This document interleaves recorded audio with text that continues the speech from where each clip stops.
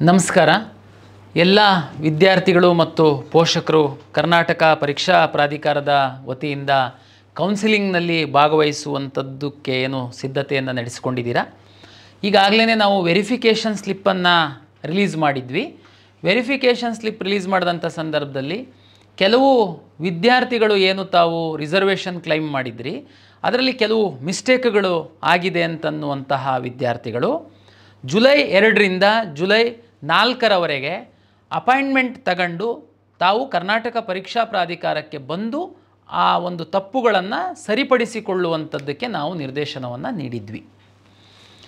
Verification ಸ್ಲಿಪ್ಪಲ್ಲಿ ಏನು ತಾವು claim ಮಾಡಿದ್ರಿ ವಿವಿಧ ಮೀಸಲಾತಿಗಳನ್ನು ಅದನ್ನು ನಾವು ಮುದ್ರಣ ಮಾಡಿದ್ವಿ. ಇಲ್ಲಿ ನಾವು ಗಮನಿಸಿರುವಂಥದ್ದು ಬಹುತೇಕ ವಿದ್ಯಾರ್ಥಿಗಳು ಕ್ಲೈಮೇ ಮಾಡಿಲ್ಲ. ಕೆಲವು ವಿದ್ಯಾರ್ಥಿಗಳು ಕ್ಲೈಮ್ ಮಾಡಿದರೆ ವೆರಿಫಿಕೇಷನ್ ಮಾಡಿಸ್ಕೊಂಡಿಲ್ಲ. ಈ ಬೇರೆ ಬೇರೆ ಕಾರಣಕ್ಕೋಸ್ಕರ ವೆರಿಫಿಕೇಷನ್ ಸ್ಲಿಪ್ಪಲ್ಲಿ ಈ ತಾವು ಕ್ಲೈಮ್ ಮಾಡಿರುವಂತಹ ಮೀಸಲಾತಿಗಳು ಮುದ್ರಣವಾಗಿಲ್ಲ. ಈ ಕಾರಣಕ್ಕೆ ತಾವು ಜುಲೈ 2ರಿಂದ ಜುಲೈ 4ರವರೆಗೆ ಕರ್ನಾಟಕ ಪರೀಕ್ಷಾ ಪ್ರಾಧಿಕಾರಕ್ಕೆ ಮೂಲ ದಾಖಲೆಗಳೊಂದಿಗೆ ತೆಗೆದುಕೊಂಡು ಬರಬೇಕು ಅಂತ ನಾವು ಹೇಳಿದ್ವಿ. ತಾವು ನಮ್ಮ ಆನ್ಲೈನ್ ಮೂಲಕ ಸಾಕಷ್ಟು ವಿದ್ಯಾರ್ಥಿಗಳು ಸ್ಲಾಟನ್ನು ಸಹ ಬುಕ್ ಮಾಡ್ಕೊಂಡಿದ್ದೀರಾ. ನಾವು ನಂತರ ವಿಚಾರ ಮಾಡಿದ್ವಿ, ತುಂಬ ಹೆಚ್ಚಿನ ವಿದ್ಯಾರ್ಥಿಗಳು ನಮ್ಮ ಮಂಥನ ಕಾರ್ಯಕ್ರಮ ಏನಾಯಿತು ಆ ಸಂದರ್ಭದಲ್ಲಿ ಸಹ ನಮ್ಮ ಗಮನಕ್ಕೆ ತಗೊಂಡು ಬಂದಿರುವಾಗ ರಾಜ್ಯದ ಬೇರೆ ಬೇರೆ ಜಿಲ್ಲೆಗಳಿಂದ ಕರ್ನಾಟಕ ಪರೀಕ್ಷಾ ಪ್ರಾಧಿಕಾರಕ್ಕೆ ತಮ್ಮನ್ನು ಕರೆಸುವಂಥದ್ದು ಸೂಕ್ತವಲ್ಲ. ಒಮ್ಮೆ ಅಂತಿಮವಾಗಿ ತಮಗೆ ಆನ್ಲೈನಲ್ಲೇ ಎಡಿಟ್ ಮಾಡ್ಕೊಳ್ಳಲಿಕ್ಕೆ ಅವಕಾಶ ಕೊಡುವಂಥದ್ದಕ್ಕೆ ನಾವು ತೀರ್ಮಾನವನ್ನು ಮಾಡಿದ್ವಿ. ನಾನು ತಮಗೆ ಮತ್ತೊಮ್ಮೆ ವಿನಂತಿಯನ್ನು ಮಾಡ್ತೇನೆ. ತಾವು ಈಗಾಗಲೇ ಕರ್ನಾಟಕ ಪರೀಕ್ಷಾ ಪ್ರಾಧಿಕಾರಕ್ಕೆ ಅರ್ಜಿಯಲ್ಲಿ ನಮೂದಾಗಿರುವಂತಹ ಕೆಲವು ತಪ್ಪುಗಳನ್ನು ತಾವು ವೆರಿಫಿಕೇಷನ್ ಸ್ಲಿಪ್ಪನ್ನು ನೋಡಿದ ನಂತರ ತಮಗೆ ಗೊತ್ತಾಗಿರುವಂಥ ವಿದ್ಯಾರ್ಥಿಗಳು ಪ್ರಾಧಿಕಾರಕ್ಕೆ ಬರುವಂಥದ್ದು ಬೇಡ. ನಾಳೆ ಅಂದರೆ 1 ಜುಲೈ 2025ರಿಂದ ನಾವು ಆನ್ಲೈನಲ್ಲಿ ತಾವು ಎಡಿಟ್ ಮಾಡಿಕೊಳ್ಳುವಂಥದ್ದಕ್ಕೆ ತಾವು ಲಾಗಿನ್ ಆಗಿ ತಮ್ಮ ಅರ್ಜಿಯಲ್ಲಿ ಯಾವುದಾದ್ರೂ ತಪ್ಪುಗಳಾಗಿದ್ದಲ್ಲಿ ಸರಿಪಡಿಸಿಕೊಳ್ಳುವಂಥದ್ದಕ್ಕೆ ಅವಕಾಶವನ್ನು ಮಾಡಿಕೊಡ್ತಾ ಇದ್ದೀವಿ. ಹಾಗಾಗಿ ಈಗಾಗಲೇ ಸ್ಲಾಟ್ ಬುಕ್ ಮಾಡಿದ್ದವರೂ ಸಹ ಪ್ರಾಧಿಕಾರಕ್ಕೆ ಬರುವಂಥ ಅಗತ್ಯ ಇಲ್ಲ. ಏನೇನು ತಪ್ಪುಗಳನ್ನು ಸರಿಪಡಿಸ್ಬೋದು?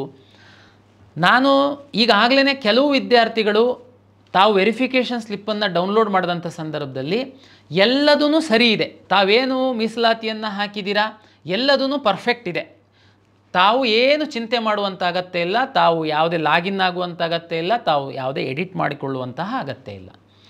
ಕೆಲವರು ಯಾವುದೋ ಒಂದು ಜಾತಿ ಪ್ರಮಾಣ ಪತ್ರವನ್ನು ತಾವು RD ನಂಬರ್ನ ಅರ್ಜಿ ಹಾಕುವಂತಹ ಸಂದರ್ಭದಲ್ಲಿ ಹಾಕಿಲ್ಲ. ಒಂದು ವೇಳೆ ಹಾಕಿದ್ದೂ ವೆರಿಫಿಕೇಷನ್ ಸ್ಲಿಪ್ಪಲ್ಲಿ ಬಂದಿಲ್ಲ ಅಂತ ಭಾವಿಸೋಣ. ತಾವು ಲಾಗಿನ್ ಆಗಿಬಿಟ್ಟು ತಾವು ಆ RD ನಂಬರ್ನ ಹಾಕಬೇಕಾಗುತ್ತೆ.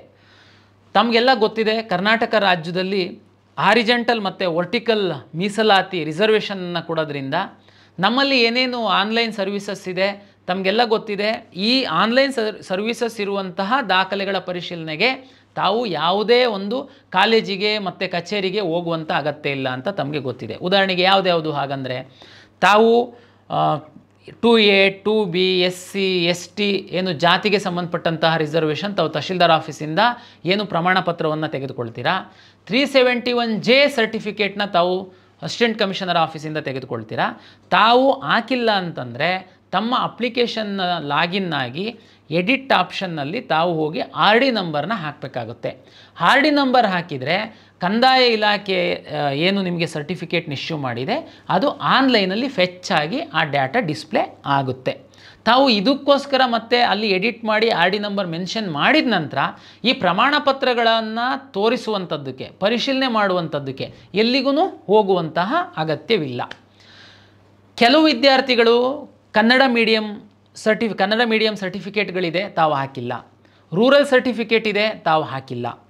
ಇಂಥ ಸಂದರ್ಭದಲ್ಲಿ ಹಾಗೂ ಮುಸ್ಲಿಮು ಮತ್ತು ಕ್ರಿಶ್ಚಿಯನ್ ಏನು ಕಮ್ಯುನಿಟಿಯವರಿದ್ದೀರಾ ತಾವು ರಿಲಿಜಿಯಸ್ ಮೈನಾರಿಟಿ ಸರ್ಟಿಫಿಕೇಟ್ನ ತಾವು ಹಾಕಬೇಕು. ತಾವು ಒಂದು ವೇಳೆ ಆ ಇನ್ಸ್ಟಿಟ್ಯೂಷನ್ನಲ್ಲಿ ಸೀಟನ್ನು ಪಡಿಬೇಕು ಅಂತಂದರೆ ತಾವು ಹಾಕಿರಲಿಲ್ಲ ಅಂತಂದರೆ ರಿಲಿಜಿಯಸ್ ಸರ್ಟಿಫಿಕೇಟ್ನ ತಾವೇನು ಹಾಕ್ತೀರಾ ತಮ್ಮ ಸ್ಟಡಿಯನ್ನು ಪರಿಶೀಲನೆ ಮಾಡಿಕೊಳ್ಬೇಕಾಗುತ್ತೆ. ಹಾಗಾಗಿ ನಾನು ಮತ್ತೊಮ್ಮೆ ಹೇಳ್ತೀನಿ, ಯಾರು ಕನ್ನಡ ಮೀಡಿಯಂ ಸರ್ಟಿಫಿಕೇಟ್ ರೂರಲ್ ಗ್ರಾಮೀಣ ಮೀಸಲಾತಿ ಪ್ರಮಾಣ ಪತ್ರಗಳು ರಿಲಿಜಿಯಸ್ಸು ಮತ್ತು ಲಿಂಗ್ವಿಸ್ಟಿಕ್ ಮೈನಾರಿಟಿ ಪ್ರಮಾಣ ಪತ್ರಗಳನ್ನ ತಾವು ಈಗ ಹೋಗಿ ಏನಾದ್ರೂ ಇದನ್ನು ಕ್ಲೈಮ್ ಮಾಡಿದಲ್ಲಿ ತಾವು ತಮ್ಮ ಹತ್ತಿರದ PUC ಕಾಲೇಜಿಗೆ, ಪದವಿ ಪೂರ್ವ ಕಾಲೇಜಿನ ಪ್ರಾಚಾರ್ಯರ ಬಳಿ ಹೋಗಿ ತಮ್ಮ ಮೂಲ ದಾಖಲೆಗಳನ್ನು ತೋರಿಸಿ ಪರಿಶೀಲನೆ ಮಾಡಿಕೊಳ್ಳಬೇಕಾಗುತ್ತದೆ.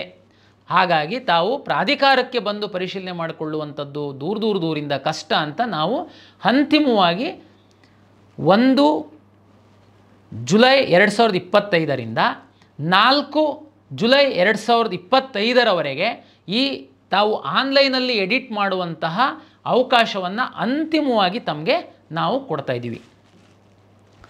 ವಿಶೇಷವಾಗಿ SC ST ಕೆಟಗರಿ 1 ತಮಗೆಲ್ಲ ಗೊತ್ತಿರಲಿ, SC ST ಕೆಟಗರಿ 1 ಅವರು ಕ್ಯಾಸ್ಟ್ ಸರ್ಟಿಫಿಕೇಟ್ದು RD ನಂಬರ್ ಜೊತೆಗೆ ತಮ್ಮ ಆದಾಯ ಪ್ರಮಾಣ ಪತ್ರದ RD ನಂಬರ್ ಸಹ ಹಾಕಬೇಕಾಗುತ್ತೆ. ಯಾರು SC ST ಕೆಟಗರಿ 1 ಅವರು 10 ಲಕ್ಷದ ಒಳಗೆ ಇನ್ಕಮ್ ಇರ್ತೀರ, ತಾವು ಮಾತ್ರ ಇನ್ಕಮ್ ಸರ್ಟಿಫಿಕೇಟ್ನ ಹಾಕಬೇಕಾಗುತ್ತೆ. ಕೆಲವರು SC ಸರ್ಟಿಫಿಕೇಟನ್ನು ಹಾಕಿದ್ದಾರೆ, ಬಟ್ ಅವರು ಜನರಲ್ ಮೆರಿಟ್ ಇದ್ದಾರೆ. ಜನರಲ್ ಮೆರಿಟ್ ಅಂದರೆ ಆದಾಯ ಬಿಯಾಂಡ್ 10 ಲ್ಯಾಕ್ ರುಪೀಸ್ ಇದೆ. ತಾವು ಏನು ಸರ್ಟಿಫಿಕೇಟು ಆದಾಯ ಪ್ರಮಾಣ ಪತ್ರ ಹಾಕುವಂತಹ ಅಗತ್ಯ ಇಲ್ಲ. 2A 2B 3A 3Bಗೆ ಸಂಬಂಧಪಟ್ಟಂಥವರು ಏನು ತಹಶೀಲ್ದಾರು 8 ಲಕ್ಷದೊಳಗೆ ಆದಾಯ ಇದ್ದಂಥವರಿಗೆ ಜಾತಿ ಮತ್ತು ಆದಾಯ ಪ್ರಮಾಣ ಪತ್ರವನ್ನು ಕೊಟ್ಟಿರ್ತಾರೆ. ತಾವು RD ನಂಬರ್ ಹಾಕಿದ್ದೀರಾ, ತಮ್ಮ ಒಂದು ವೆರಿಫಿಕೇಷನ್ ಸ್ಲಿಪ್ಪಲ್ಲಿ ಅದು ಬಂದಿರುತ್ತೆ. ಈ GM ಅಂತ ಯಾರು ಹಾಕಿದ್ದಾರೆ ಅವರ ಒಂದು ಆದಾಯ ತೋರಿಸುವಂತಹ ಜಾಗದಲ್ಲಿ 0 ಅಂತ ಇದೆ. ಕೆಲವರು ಗೊಂದಲದಲ್ಲಿ ನಾವು GM ಇದ್ದೀವಿ, GM ಅಂತಂದರೆ ನಮ್ಮದು ಆದಾಯ beyond 8 lac rupees 10 lac rupees ಇದೆ, ಆದರೆ ನಮ್ಮ ಆದಾಯ ಜಾಗದಲ್ಲಿ 0 ಬಂದುಬಿಟ್ಟಿದೇನೋ.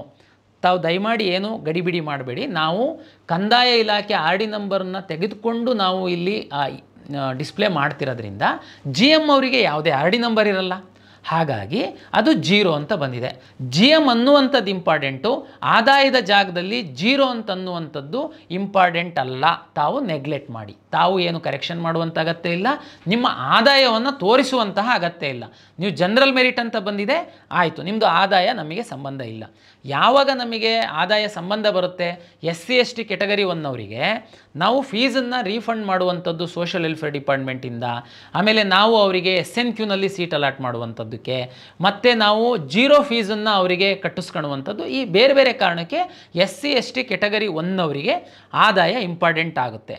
ಮತ್ತು OBC ಅವರು ಏನು 2A 2B 3A 3B ಅವರಿಗೆ ಸಹ SNQನಲ್ಲಿ ನಾವು ಅವರಿಗೆ ಕನ್ಸಿಡರ್ ಮಾಡುವಂಥದ್ದಕ್ಕೋಸ್ಕರ ಆದಾಯ ಇಂಪಾರ್ಟೆಂಟ್ ಆಗುತ್ತೆ. ಅದು ಕಂದಾಯ ಇಲಾಖೆಯಿಂದ ಏನು ಅವರ ಒಂದು ಪ್ರಮಾಣ ಪತ್ರದಲ್ಲಿ ನಮೂದಾಗಿರುತ್ತೆ, ಅವರು RD ನಂಬರ್ ಹಾಕಿದರೆ ಅದು ಆಟೋಮೆಟಿಕ್ಕಾಗಿ ಅದು ಫೆಚ್ ಆಗಿದೆ.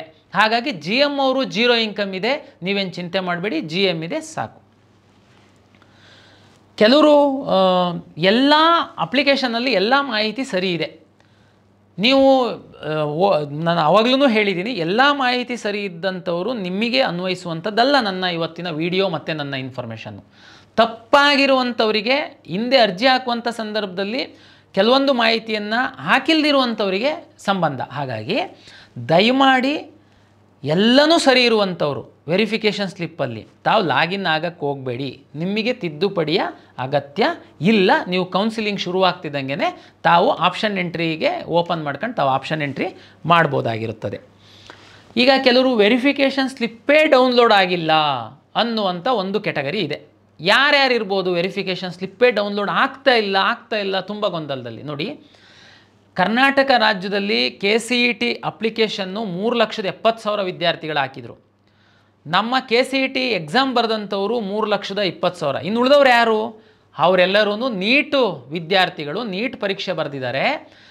ನೀಟು ಮುಖಾಂತರ ಮೆಡಿಕಲ್ ಕಾಲೇಜ್ಗಳಲ್ಲಿ ಸೀಟ್ ತಗೊಳ್ಬೇಕು ಅಂತಂದರೆ KEAನಲ್ಲಿ ರಿಜಿಸ್ಟ್ರು ಮಾಡೋದು ಕೇಳಿದ್ವಿ. ತಾವೆಲ್ಲ ರಿಜಿಸ್ಟ್ರು ಮಾಡಿದ್ದೀರಾ, ನಿಮ್ಮ ವೆರಿಫಿಕೇಷನ್ ಸ್ಲಿಪ್ ಡೌನ್ಲೋಡ್ ಆಗ್ತಾ ಇಲ್ಲ. ಯಾಕೆ ಅಂತಂದರೆ ನಾವು ನ್ಯಾಷನಲ್ ಟೆಸ್ಟಿಂಗ್ ಏಜೆನ್ಸಿಯವರಿಂದ ನೀಟ್ ಡಾಟಾ ಬರುವಂಥದ್ದನ್ನು ವೆಯ್ಟ್ ಮಾಡ್ತಾಯಿದ್ದೀವಿ. ಒಂದು ಸರಿ ಅವ್ರದ್ದು ನೀಟ್ ಡಾಟಾ ನಮಗೆ ಬಂದರೆ ನಿಮ್ಮ ಅಪ್ಲಿಕೇಶನ್ನಲ್ಲಿ ನಿಮ್ಮ ವೆರಿಫಿಕೇಷನ್ ಸ್ಲಿಪ್ಪಲ್ಲಿ ನೀಟ್ ರ್ಯಾಂಕ್ ಡಿಸ್ಪ್ಲೇ ಮಾಡಬೇಕಾಗುತ್ತೆ ನಾವು. ಆ ಕಾರಣಕ್ಕೋಸ್ಕರ ನಾವು ನೀಟ್ ಡಾಟಾ ಬರ್ತಿದ್ದಂಗೆ ನಾವು ನಿಮ್ಮ ನೀಟ್ ರಿಜಿಸ್ಟರ್ ನಂಬರ್ ಹಾಕಲಿಕ್ಕೆ ನಾವು ಎನೇಬಲ್ ಮಾಡ್ತೀವಿ. ಯಾರೆಲ್ಲ ನೀಟ್ ಎಕ್ಸಾಮ್ ಬರೆದಿದ್ದೀರಾ ಇನ್ಕ್ಲೂಡಿಂಗ್ ಈಗ ಯಾರಿಗೆ ವೆರಿಫಿಕೇಷನ್ ಸ್ಲಿಪ್ ಡೌನ್ಲೋಡ್ ಆಗಿಲ್ಲ ಅಂದರೆ ಬರೀ ನೀಟ್ ಎಕ್ಸಾಮ್ ಬರೆದಿರೋರು, ಯಾರು KCET ಎಕ್ಸಾಮ್ ಬರೆದಿದ್ದೀರಾ ತಮಗೆ ವೆರಿಫಿಕೇಷನ್ ಸ್ಲಿಪ್ ಡೌನ್ಲೋಡ್ ಆಗಿದೆ. ನೀಟ್ ನಾವು ನಿಮ್ಮ ನೀಟ್ ರಿಜಿಸ್ಟರ್ ನಂಬರ್ ಹಾಕಿ ಅಂತ ನಾವು ಹೇಳಿದಾಗ, ಅಂದರೆ ನಮಗೆ ಡಾಟಾ ಬಂದಾಗ ತಾವು ಹಾಕಿದರೆ KCETನಲ್ಲಿ ಎಕ್ಸಾಮ್ ಬರೆದಿರೋರು ವೆರಿಫಿಕೇಷನ್ ಸ್ಲಿಪ್ಪನ್ನು ಮತ್ತೆ ಡೌನ್ಲೋಡ್ ಮಾಡಿದರೆ ನಿಮಗೆ ನೀಟ್ ರ್ಯಾಂಕ್ ಡಿಸ್ಪ್ಲೇ ಆಗುತ್ತೆ. ಓನ್ಲಿ ನೀಟ್ ಎಕ್ಸಾಮ್ ಬರೆದಿರುವಂತಹ ವಿದ್ಯಾರ್ಥಿಗಳು ನಮ್ಮಲ್ಲಿ ಏನು ರಿಜಿಸ್ಟ್ರ್ ಮಾಡಿದ್ದೀರಾ, 40,000 ವಿದ್ಯಾರ್ಥಿಗಳಿದ್ದೀರಾ, ತಮಗೆ ತಾವು ನೀಟ್ ನಂಬರ್ ಆಗ್ತು ಅಂತಂದರೆ ತಮ್ಮದು ನೀಟ್ ರ್ಯಾಂಕ್ ಮಾತ್ರ ಡಿಸ್ಪ್ಲೇ ಆಗಿ ನಿಮ್ಮ ವೆರಿಫಿಕೇಷನ್ ಸ್ಲಿಪ್ಪು ಜೊತೆಗೆ ಯಾವುದೆಲ್ಲ ನಿಮ್ಮ ರಿಸರ್ವೇಷನ್ಸ್ ಇದೆ ಅದು ಡಿಸ್ಪ್ಲೇ ಆಗುತ್ತೆ. ಆಮೇಲೆ ನಾಟ ವಿದ್ಯಾರ್ಥಿಗಳದ್ದು ಸಹ ನಾವು ಹೋಲ್ಡ್ ಮಾಡಿದ್ದೀವಿ, ತಾವೇನು ಚಿಂತೆ ಮಾಡಬೇಡಿ. ನಿಮ್ಮದು ನಾಟದ್ದು ಮೊನ್ನೆ ಏನು ಎಕ್ಸಾಮ್ ಆಗಿದೆ ಅದರದ್ದು ರಿಸಲ್ಟ್ ಬಂದಾದಮೇಲೆ ಕೆಲವು ವಿದ್ಯಾರ್ಥಿಗಳಿಗೆ ಮಾರ್ಕ್ಸ್ ಎಂಟ್ರಿ ಮಾಡೋದಕ್ಕೆ ಏನಾದರೂ ಅವಕಾಶ ಇದ್ದರೆ ನಾವು ಅವಕಾಶ ಕೊಟ್ಟು ನಾವು ನಿಮಗೆ ಬಿಡ್ತೀವಿ. ಈಗ ನಾನು ಇಲ್ಲಿವರೆಗೆ ಹೇಳಿದ್ದಂಥದ್ದು 100% ಎ ಕ್ಲಾಸಲ್ಲಿ ಅರ್ಜಿ ಹಾಕಿರುವಂತಹ ವಿದ್ಯಾರ್ಥಿಗಳಿಗೆ ಸಂಬಂಧಪಟ್ಟಂತೆ. ನಮ್ಮಲ್ಲಿ ಎ ಅಲ್ಲದೇ ಬಿ ಇಂದ ಜೆಡ್ ಕ್ಲಾಸ್ವರೆಗೆ ಕೆಲವು ವಿದ್ಯಾರ್ಥಿಗಳಿದ್ದೀರಾ. ನಿಮಗೆ ನಾನು ಯಾವುದು ಆನ್ಲೈನಲ್ಲಿ ವೆರಿಫಿಕೇಷನ್ ಮಾಡುವಂಥದ್ದು ಕಷ್ಟ, ಕೆಲವೊಂದು ಯಾರು ಬಿ ಇಂದ ಜೆಡ್ವರೆಗಿರುವಂಥವ್ರು. ಹಾಗಾಗಿ ಬಿ ಇಂದ ಜೆಡ್ವರೆಗಿರುವಂತಹ ಕ್ಲಾಸಿನ ವಿದ್ಯಾರ್ಥಿಗಳು ತಮ್ಮ ಅರ್ಜಿಯಲ್ಲಿ ಇರುವಂತಹ ಮಾಹಿತಿ ವೆರಿಫಿಕೇಷನ್ ಸ್ಲಿಪ್ಪಲ್ಲಿ ಬರುವಾಗ ಯಾವುದಾದ್ರೂ ತಪ್ಪಾಗಿ ಬಂದಿದ್ದರೆ, ತಾವು ಏನಾದರೂ ತಿದ್ದುಪಡಿ ಮಾಡುವಂಥದ್ದಕ್ಕೆ ಬಯಸಿದಲ್ಲಿ ತಾವು ಮುಂದಿನ ಅಂದರೆ 1 ಜುಲೈ 2025ರಿಂದ 4 ಜುಲೈ 2025ರವರೆಗೆ ಮೂಲ ದಾಖಲೆಯೊಂದಿಗೆ ಪ್ರಾಧಿಕಾರಕ್ಕೆ ಬರಬೇಕಾಗುತ್ತೆ, ಬಂದು ವೆರಿಫಿಕೇಷನ್ ಮಾಡಿಸ್ಕೊಳ್ಬೇಕಾಗುತ್ತೆ. ಬಿ ಟು ಜೆಡ್ ಇರುವಂಥವ್ರದ್ದು ನಂಬರ್ ತುಂಬ ಕಡಿಮೆ ಇರುತ್ತೆ, ತಾವು ಇಲ್ಲಿಗೆ ಬಂದು ಹೋಗಬೇಕಾಗುತ್ತೆ. ನಮಗೆ ಹೆಚ್ಚಿನ ವಿದ್ಯಾರ್ಥಿಗಳು ತಿದ್ದುಪಡಿಗೆ ಕೇಳ್ತಿದ್ದಂಥವರು ಕ್ಲಾಸ್ ಎದವರು, ತಾವು ಪ್ರಾಧಿಕಾರ ತನಕ ಬರುವಂಥ ತಮ್ಮ ಕಷ್ಟ ಆಗುತ್ತೆ ಅಂತ ಅಂತಿಮವಾಗಿ ತಮ್ಮ ಹಂತದಲ್ಲಿ ತಿದ್ದುಪಡಿ ಮಾಡಿಕೊಳ್ಳುವಂಥದ್ದಕ್ಕೆ ಅವಕಾಶ ಮಾಡಿಕೊಟ್ಟಿದ್ದೀವಿ. ದಯಮಾಡಿ ತಮ್ಮ ಹಂತದಲ್ಲಿ ತಿದ್ದುಪಡಿ ಮಾಡ್ಕೊಳ್ಳಿ. ಜೊತೆಗೆ ವಿದ್ಯಾರ್ಥಿಗಳಿಗೆ ನಾನು ಹೇಳ್ತೀನಿ, ನೀವು ಅಪ್ಲಿಕೇಶನ್ನಲ್ಲಿ ಏನು ತಿದ್ದುಪಡಿ ಮಾಡ್ತೀರಾ ಇವತ್ತು ಬೆಳಿಗ್ಗೆ ತಿದ್ದುಪಡಿ ಮಾಡಿ ಸಂಜೆನೇ ನೀವು ವೆರಿಫಿಕೇಷನ್ ಸ್ಲಿಪ್ ಡೌನ್ಲೋಡ್ ಮಾಡ್ಕೊಳಕ್ಕೆ ಹೋಗಬೇಡಿ.